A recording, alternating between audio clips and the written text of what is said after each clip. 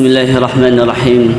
Assalamualaikum warahmatullahi wabarakatuh. Waalaikumsalam warahmatullahi wabarakatuh. Alhamdulillah wa kafa.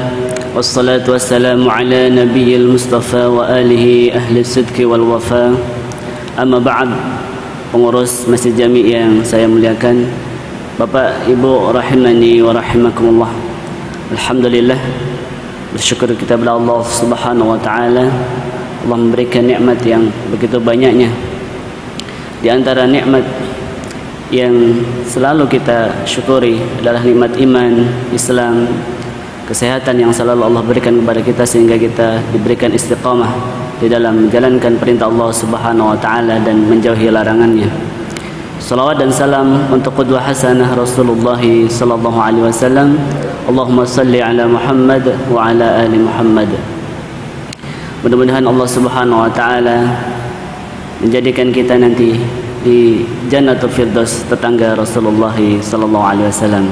Amin ya rabbal alamin. Bapak Ibu, insyaallah ya, satu semester ke depan kita akan membahas kitab Adabul Mufrad ya. Silabusnya sudah saya serahkan ke seksi dakwah. Kitab Adabul Mufrad ini dikarang oleh Al-Imam Bukhari. Beliau mengumpulkan hadis-hadis tentang akhlak, tentang adab sebanyak 1322 hadis Nabi ya.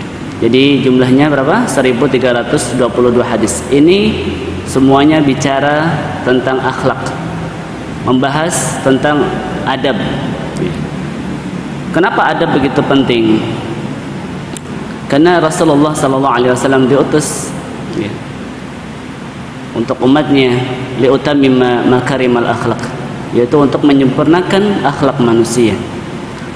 Sehingga seseorang sering mengira bahwa dosa besar itu adalah meninggalkan sholat, dosa besar itu makan riba, dosa besar itu zina, dan orang tidak menyadari bahwa ternyata ada dosa besar yaitu akhlak yang buruk.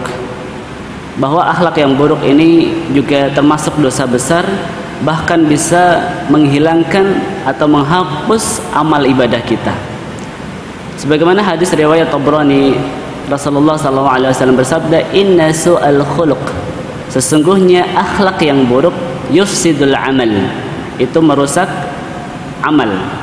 Akhlak yang buruk itu akan merusak amal ibadah kita, merusak salat kita, merusak zakat kita, dan segala aktivitas amal ibadah kita. Kama yufsidul khala al-asal, sebagaimana khala itu atau cuka bisa merusak asal, madu. Kita campurkan cuka ya, yang di dalamnya ada madu ya, maka rusaklah madu itu. Maka Bapak Ibu yang dimuliakan Allah Subhanahu wa taala, jangan sampai amal kita itu ya, hancur, amal kita itu ya, hilang ya, disebabkan karena akhlak yang buruk. Maka begitu pentingnya akhlak ya, adab al-islami ya, akhlak al-islami ya. Maka beliau sampai menyusun satu buku yang kemudian bukunya diberi nama Al-Adab Al-Mufrad ya. Hadis-hadis yang berbicara khusus tentang adab. Kemudian juga ada perkara yang menyebabkan seseorang itu berat nanti timbangannya di mizan, yaitu apa? Al-khuluq al-hasan. Inna athqala syai'in fil mizan al-khuluq al-hasan. Sesungguhnya nanti Bapak, yang memberatkan timbangan kita atau amalan yang memberatkan timbangan kita di mizan, yaumul mizan, di hari timbangan amal, itu adalah al-khuluq al-hasan, akhlak yang baik.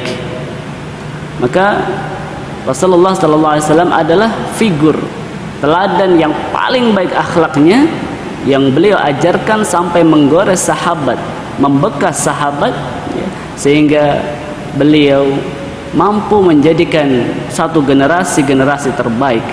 Apa yang menyebabkan beliau berhasil? Karena beliau memberikan qudwah hasanah, karena beliau mencontohkan akhlak. Akhlak inilah yang kemudian diikuti oleh para sahabat, kemudian mereka mengajarkan kepada generasi setelahnya, dan itulah yang kemudian disebut dengan generasi yang terbaik. Apa yang menyebabkan mereka terbaik?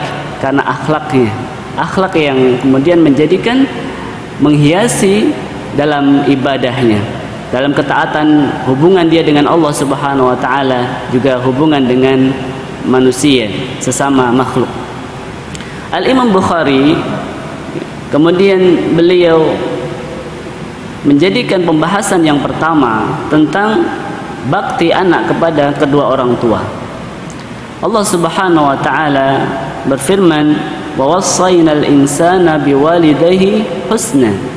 Surah Al-Ankabut ayat 8. Al-Imam Bukhari menulis di buku yang pertama kali dibuka dengan ayat Allah Subhanahu wa taala tentang sebuah wasiat. Kalau di dalam Al-Quran memakai wasiat, itu begitu pentingnya makna tersebut. Maka sering ada wasiat takwa, ada wasiat berbuat baik kepada orang tua. Begitu pentingnya lafaz tersebut sehingga Allah memakai wasiat. Maka kalau kita jumpai di dalam Al-Quran berisi tentang wasiat, wa wassayna, dan kami wasiatkan, itu berarti memberikan arti yang muhim, ihtimam. Begitu pentingnya maka Allah memakai kata wasiat. Dalam masalah waris Allah memakai wasiat, dalam masalah takwa Allah memakai wasiat, wassaynal insan, dan kami wasiatkan kepada manusia. Al-insan, disebutkan al-insan berarti al-istighraq li jami'il insan atau li jami'in nas, semua manusia termasuk di dalamnya. Perintah untuk apa? Berbuat baik kepada kedua orang tuanya. Ini ayat yang ditulis oleh Al-Imam Bukhari sebagai pembuka kitabnya tentang perintah wasiat berbuat baik kepada kedua orang tua. Lalu beliau kemudian menuliskan hadis. Ada seorang sahabat yang bernama Abdullah ibnu Mas'ud. Beliau, Sa'altun Nabiyya sallallahu alaihi wasallam, aku bertanya kepada Nabi sallallahu alaihi wasallam. Rasulullah ditanya oleh Abdullah ibnu Mas'ud. Apa pertanyaannya? Ayyul amali ahabbu ila Allah azza wajal. Ya Rasulullah, apa amal yang paling dicintai Allah Subhanahu wa taala? Kalau amal yang dicintai banyak Bapak Ibu, tapi yang paling dicintai oleh Allah Subhanahu wa taala Abdullah ibnu Mas'ud, seorang sahabat yang punya kebiasaan melayani Nabi. Beliau kalau Nabi pergi yang menyiapkan siwak, kayu siwak, itu Abdullah ibnu Mas'ud. Yang menyiapkan air wudhu Nabi, Abdullah ibnu Mas'ud. Suatu hari ketika Rasulullah dengan para sahabatnya sedang safar, melakukan perjalanan, Rasulullah membutuhkan siwak, maka Abdullah ibnu Mas'ud naik mengambil kayu siwak, sampai kemudian ada angin yang besar dan tersingkaplah betis Abdullah ibnu Mas'ud. Apa yang terjadi? Sahabat menertawakan. Lalu Rasulullah sallallahu alaihi wasallam bertanya kepada sahabat, wahai sahabat, apa yang menjadikan engkau tertawa? Apakah engkau menertawakan Abdullah ibnu Mas'ud itu? Apakah engkau menertawakan betis Abdullah ibnu Mas'ud yang kecil itu?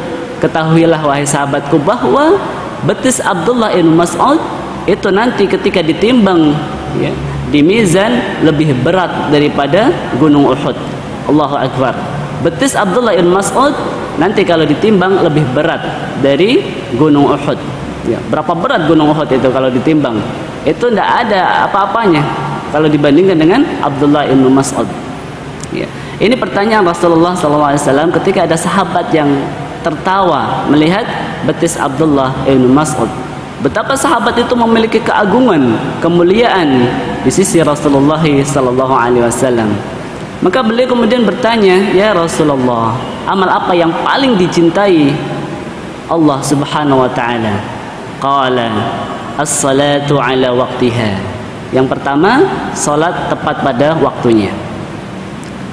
Kalau Allah Subhanahu wa taala memberikan kita kemudahan di dalam melaksanakan salat tepat waktunya, kemudian berjamaah di masjid, Masya Allah, ini adalah suatu karunia yang besar.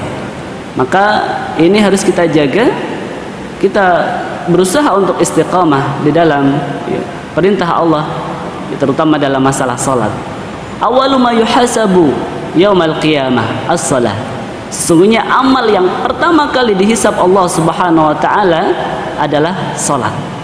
Maka Allah Subhanahu wa taala akan menanyakan kepada malaikat, wahai malaikat, lihat bagaimana salat hambaku. Fa in tama, jika sempurna salatnya maka tidak ada muskilah, baik seluruh amal ibadahnya. Kalau salatnya bagus, maka semua amalnya ikut bagus. Salatnya baik, semua amal ibadah yang lain ikut baik. Wa inna qasa, namun jika ada yang kurang, Allah akan bilang kepada malaikat, wahai malaikat, coba lihat amalan salat sunnahnya. Masya Allah, amalan salat sunnahnya. Maka sempurnakanlah kalau ada. Kemudian malaikat bilang, ada ya Allah. Masya Allah, amal sunnahnya luar biasa. Maka sempurnakan. Kalau memang ada yang bolong-bolong salat wajibnya, maka sempurnakan dengan salat sunnahnya. Ini sebagai dalil bahwa salat sunnah bisa menyempurnakan kewajiban yang dulu pernah ditinggalkan. Misalkan dulu usia balik 15 tahun, ternyata baru salat rutin istiqamah 5 waktu usia 20 tahun. 5 tahunnya kemana Bapak? Ya, 5 tahunnya mungkin salatnya bolong-bolong, kadang salat maghrib, tidak salat isya, salat subuh lewat, salat zuhur ya, asar lewat, ya, terus mungkin satu hari dia bisa salat 2 waktu saja, atau bahkan tidak salat sama sekali. Ya. Hadis ini sebagai dalil bahwa ya, tidak perlu diqadha, tidak perlu diganti, cukup dengan melaksanakan rutinitas atau salat sunnah, qabliyah, ba'diyah, ya. Qabliyah zuhur, ba'diyah zuhur, ini yang akan menyempurnakan salatnya. Walaupun ada juga pendapat wajib diqadha, wajib diganti. Caranya double. Ini salat zuhur, nanti salat lagi zuhur lagi. Ya, ini ikhtilaf para ulama. Ada yang pendapat qadha, artinya wajib diganti salat yang pernah dulu ditinggalkan. Ya, ada yang tidak diqadha, cukup dengan melakukan salat sunnah, qabliyah, ba'diyah. Ini amal yang pertama kali dicintai Allah Subhanahu wa taala. Summa ayyun? Kemudian apa lagi ya Rasul? Qala summa birrul walidain. Kemudian yang kedua adalah bakti anak kepada kedua orang tua. Setelah hubungan dia baik kepada Allah dengan salat.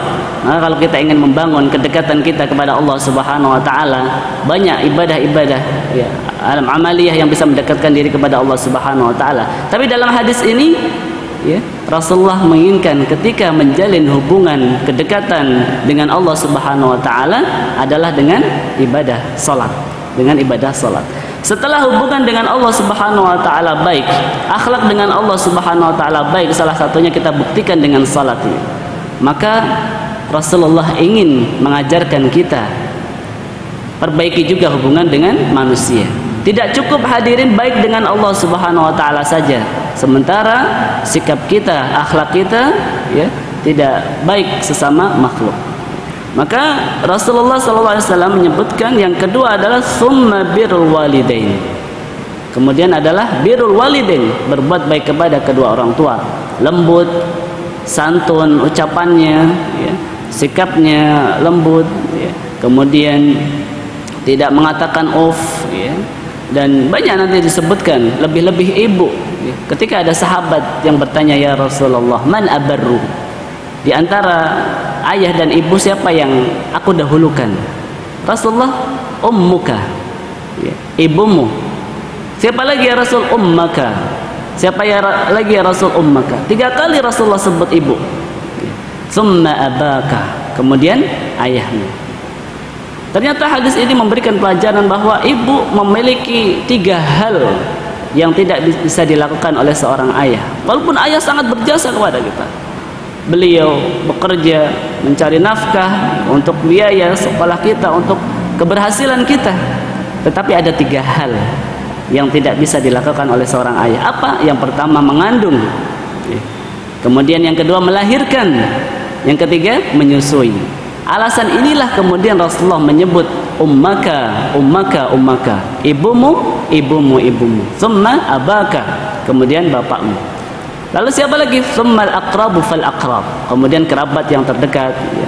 abang kita, adik kita, ya. Dan yang lebih dekat lagi. Ya. Ini gambaran ya, ketika kebaikan kita, ya, bakti kita, ya, tidak membeda-bedakan, tetapi ada skala prioritas dalam hadis tersebut. Ya. Ketika ya, baktinya sama-sama kita ayah dengan ibu, tetapi Rasulullah menyebutkan 3 kali, ibu, ummaka, ummaka, ummaka. Ya. Kemudian juga Rasulullah menyebutkan bahwa ketika kedua orang tua kita masih hidup, disitulah surga. Ya. Surga yang nampak. Ya. Kalau ada satu, berarti itulah surga kita. Ya. Pintu surga kita masih satu. Ya. Maka sungguh celaka ketika dia ya, mendapati kedua orang tuanya, ternyata dia tidak masuk surga. Padahal orang tua kita ada pintu untuk memasuki surga Allah Subhanahu wa taala. Ya. Kalau orang tua kita masih lengkap, kita ada 2 pintu. Artinya kita bisa masuk surga dengan pintu tersebut. Dengan apa? Bakti kepada kedua orang tua. Kalau ada satu, berarti masih ada kesempatan untuk masuk dari pintu satu itu, yaitu dengan ya, bakti kita kepada kedua orang tua. Thumma birrul walidain. Qultu thumma ayyun? Kemudian apa lagi ya Rasul? Thumma al-jihadu fi sabilillah. Kemudian jihad di jalan Allah Subhanahu wa taala. Ada yang bertanya, Ustaz, kenapa jihad ini urutannya yang ketiga? Kenapa tidak setelah sholat kemudian jihad baru birrul walidain? Ternyata ada hadis yang menjelaskan ketika ada seorang anak yang izin kepada orang tuanya ingin jihad, ya, lalu tidak diizinkan oleh orang tuanya sampai orang tuanya menangis, dan si anak ini lapor kepada Nabi, ya Rasulullah, ya, orang tuaku menangis, beliau belum mengizinkan aku jihad, ikut perang bersama engkau. Apa kata Rasulullah? Fa ilaihima fajahid. Maka kepada keduanya lah ya kamu berjihad. Artinya ternyata ketika ada seorang sahabat ingin ikut berperang bersama Rasulullah, ya, kemudian belum diizinkan ikut, disinilah kemudian jihadnya. Ya. Jihad apa? Melayani orang tua, mengasuh, merawat orang tua, lebih-lebih ketika usianya ya, sudah kibarusin, sudah lanjut, bahkan ada yang Allah uji sampai lumpuh, tidak bisa ya, berbuat apa-apa, hanya ada di tempat tidurnya. Maka inilah Allah ingin menguji seorang anak bagaimana bukti dia, ya, bukti dia. Bahkan